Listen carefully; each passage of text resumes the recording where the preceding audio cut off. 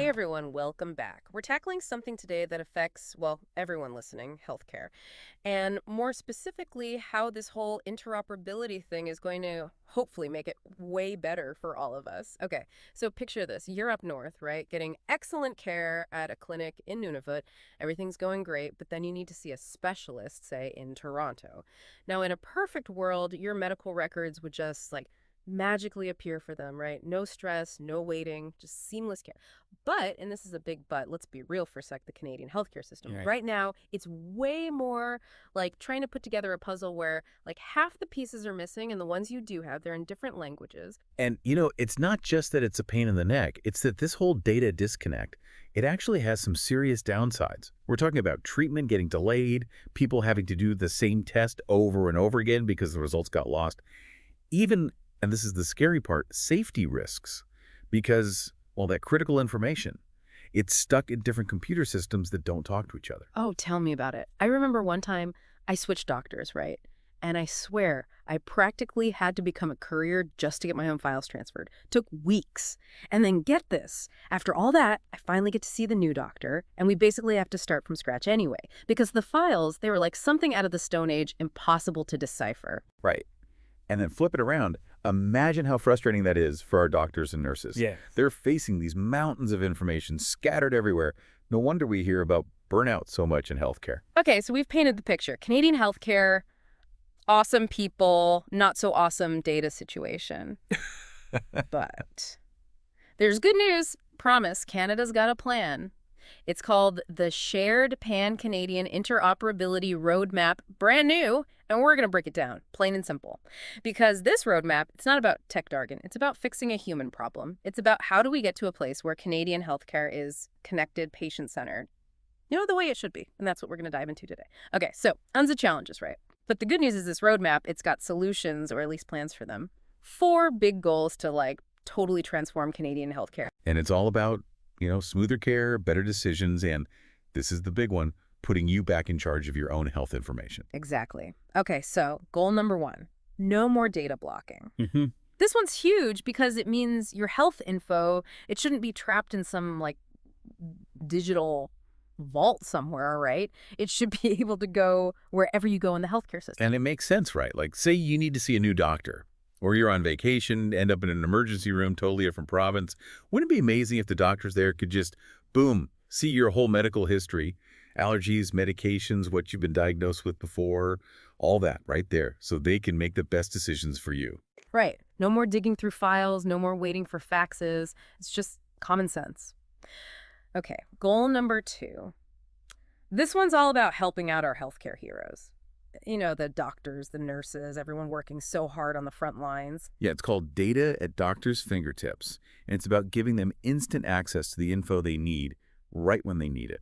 Because nobody should have to waste precious time hunting down lost faxes or trying to put together a puzzle with half the pieces missing. We're talking about life and death decisions here, right? Yeah. It's got to be accurate. And you're so right. It's about patient safety, too. Yeah. Having that complete picture can be the difference between, getting the right diagnosis, the right treatment, or something going really wrong. No question.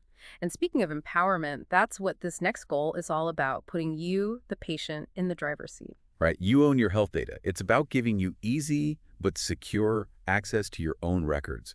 Think like online banking, but for your health. I like it. Yeah. So you could check your test results, book appointments, even message your doctor all online. Exactly. Which then leads to, I think, a really important question, which is how do we make sure all this data sharing, it's happening safely, ethically? Oh, absolutely. And they address that directly in the roadmap. They talk about strong privacy and security measures at every single step.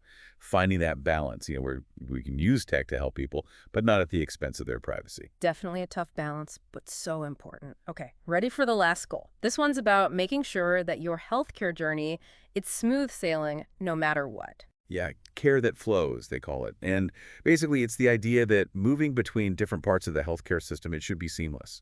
So if you need to see a specialist or you're being discharged from the hospital, even if you move to a whole other province, your info, it just follows you. No more starting from scratch every time. Exactly. And just to be clear, this isn't some far-off dream. The roadmap, it actually lays out specific steps to make all of this a reality. So we've got these great goals, right? But how do we actually make it happen? Well, the roadmap, it gets into that too. They lay out these, they call them building blocks, basically practical steps to like create that foundation for a connected system. Okay, I like it. Building blocks. So what's first? One of the most important ones is this patient summary spec. Patient summary spec sounds kind of technical. What is that in plain English? Basically, it's like they're creating a universal translator for medical records. Ah, okay. Because right now, every hospital, clinic, Mm-hmm. they might all use different systems, right? Different ways of writing down your information. Yeah. It's like everyone's speaking a different language, which doesn't work. So the patient summary spec, it wants to create one standard language that every single healthcare provider can understand. So it doesn't matter if you're in BC or Nova Scotia, your info, your allergies, medications, what you've been diagnosed with, it all gets translated into this one common language. Exactly. So like imagine someone needs emergency care, but they're far from home, right? The ER doctors, they wouldn't have to waste time trying to figure out different systems. They'd have that crucial info right away. Makes sense. And that can make a huge difference, especially in an emergency. Right. And speaking of making things easier, another building block is primary care data portability. Okay, I feel like I should know this one. Data portability. Think of it like a moving kit for your health data. So when you need to switch doctors, No more chasing down your records. Please tell me that's what you're saying. you got it. No more faxing, no more waiting weeks for files to get transferred. It's about making the whole process, well, normal. It's about time, but it's also, I think, about making sure that information is actually useful, right? Like, it's got to make sense to my doctor and to me. Absolutely. And that actually leads perfectly to the next building block, patient access. Okay, hit me with it. Patient access. This one is all about giving you more control. Imagine being able to like log into a website and see all your medical records right there. Like, all of it. Yep. Test results, appointments. You could even message your doctor directly. That would be amazing. No more playing phone tag for weeks just to get your test results. Exactly. And it could even, help people take more control of their own health, right? Like Yeah. if you're able to track your blood pressure over time or see how your cholesterol is doing. It could actually motivate people to stay healthy. Right. Okay, and we can't forget about another big one, referrals. Ugh, referrals. Don't even get me started. The waiting is the worst. I know, right? Yeah. But the roadmap, it tackles that too with e-referral and e-consult. Referral, so like everything's online. Yep, no more faxing, no more wondering if your referral got lost somewhere. The whole process would be way faster, more efficient for everyone. So my doctor could send a referral to a specialist and they could review it like right away. And then they could get back to your doctor, maybe even give you some advice directly. It's about everyone being in the loop.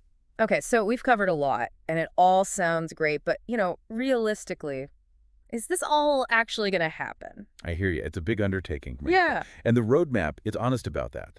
They talk about starting small, setting realistic goals, and building from there. Okay, that makes sense. And they also know, and this is so important, that it's going to take everyone working together. Like we need the tech people, the healthcare providers, and of course patients to all be on the same page. Absolutely. This roadmap, if it really works, it could be huge for Canadian healthcare. Totally agree. It's like it could change everything. Well, to all of you listening, like always, stay curious. This is a big one to keep our eyes on. We'll put a link to the roadmap in the show notes if you want to dive in yourself. Until next time, stay healthy out there.